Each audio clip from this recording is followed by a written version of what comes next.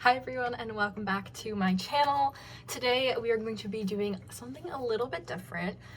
Well, first off, as you can tell, I am in my dorm room and I'm at my lovely desk, which I am actually planning on filming a little tour of soon so you guys can see like what my setup looks like here at college. But today I'm going to be talking about some of my favorite short stories and why I think we should be reading more short stories in addition to, regular full-length like books and novels.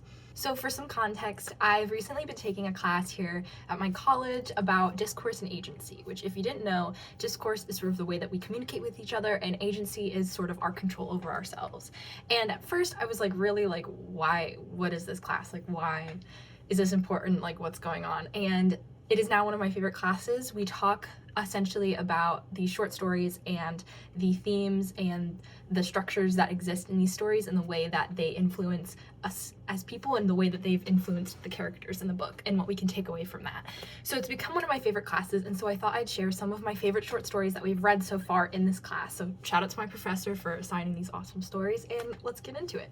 I'm going to be talking about 5 short stories today, and something that I didn't even like consciously recognize when I was curating my list of the favorite short stories I'm going to be sharing, but all of these short stories that I'm going to be talking about are actually written by women, which is really, really cool, and it's something that I guess I just wasn't like cognizantly thinking about. I just was picking some of my favorites that we've read so far this year, and all 5 happen to be written by women, which I think is awesome. And I think it's really cool that we have such amazing female writers, and I'm glad that my professor was able to recommend some amazing stories told by women. Because a lot of times I feel like in academia particularly, we focus a lot on the influence and the stories in media written by men, which is not a bad thing at all, but it is really important to understand that there is such a limited perspective on those sorts of pieces.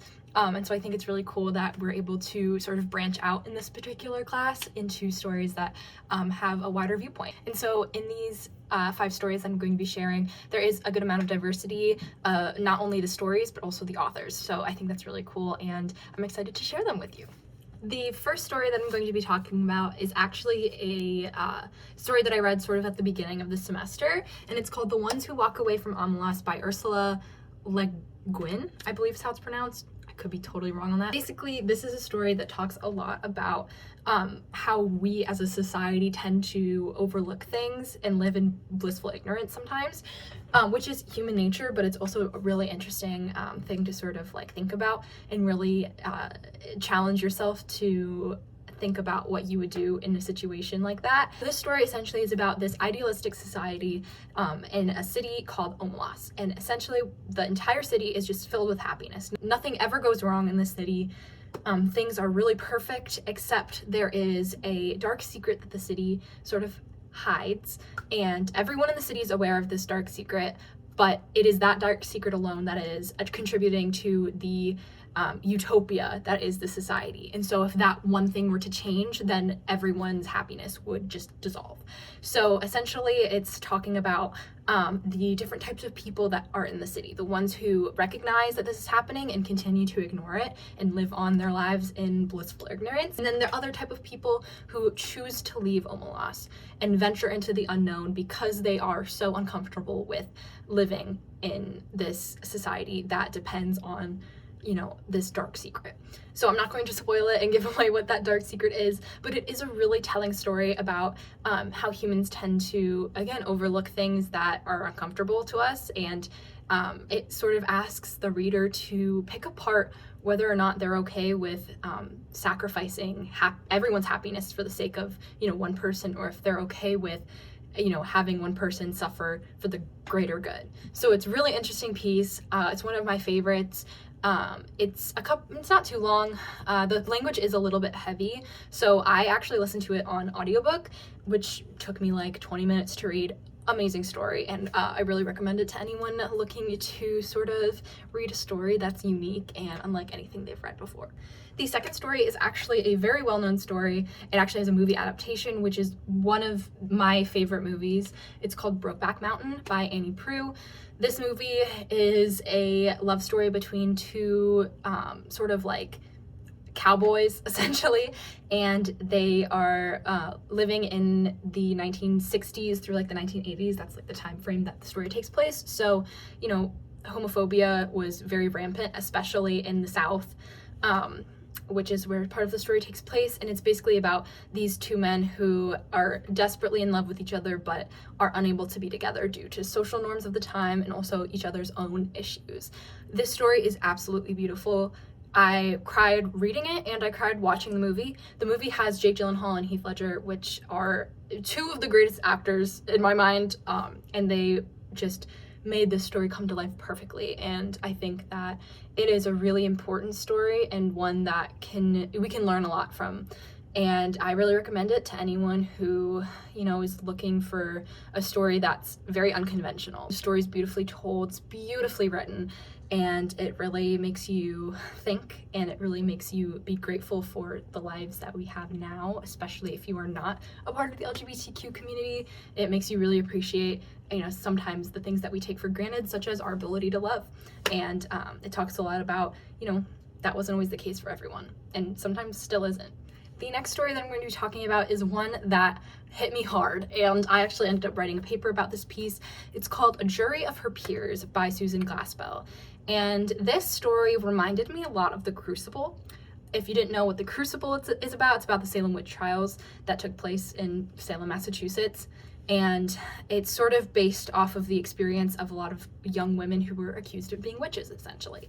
So this story is not about that, but it's similar in the sense of women are sort of the judge of other women. And if you've read The Crucible, you know sort of what I'm referring to, of how, you know, oftentimes women would, if they were accused of being a witch, they would, point to someone else and say, well, they were the one that made me be the witch, you know, and so they sort of sacrificed other women's lives for their own. And so sometimes, you know, there was a lot of pointing fingers and people trying to save themselves, things like that.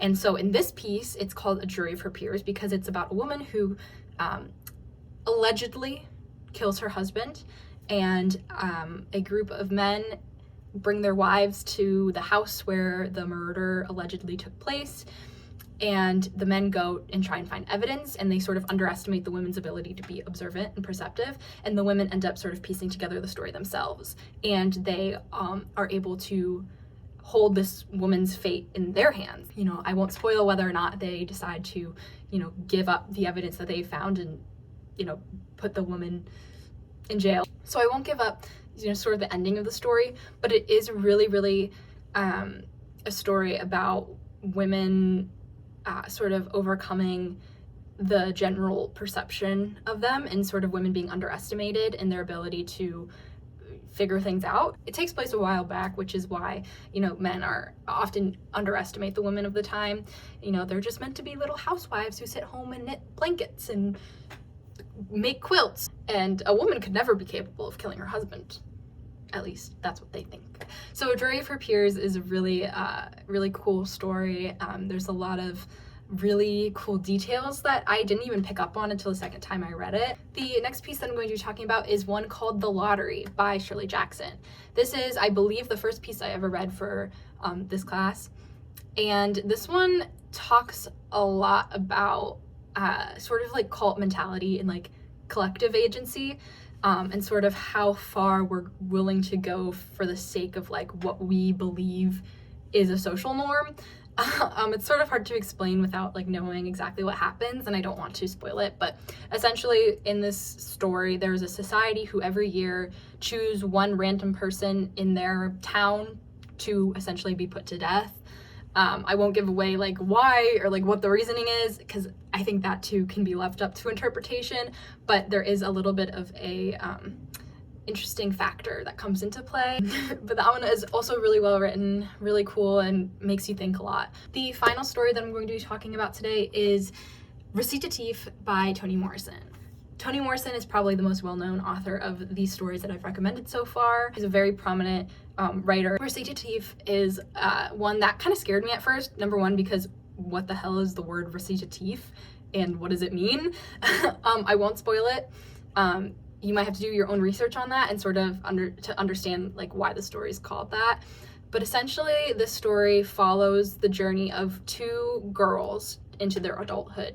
and one is black and one is white. However, the races of which girl is which is never identified, and that's sort of the point. So basically you see these two women grow up into their own sort of people, and you just see the differences between them, even though they've practically been brought up the same way. And so you as the reader have to sort of deduce which one is black and which one is white based on their experiences and the way they're acting. But it's so interesting because at certain points in the story you'll be like, oh well, this character is definitely white, but then later in the story you're like, wait, maybe that's the black character, and you really don't know. And so you have to sort of just live in sort of the sense of like, okay, well, this could be this, but this could also be this, and why is that? Why is it so different, and why is it maybe not as black and white as I thought? And for some context too, this story is written I believe like about the 60s, so you know, obviously this was at a time of segregation and discrimination against Black Americans, because it does take place in the US.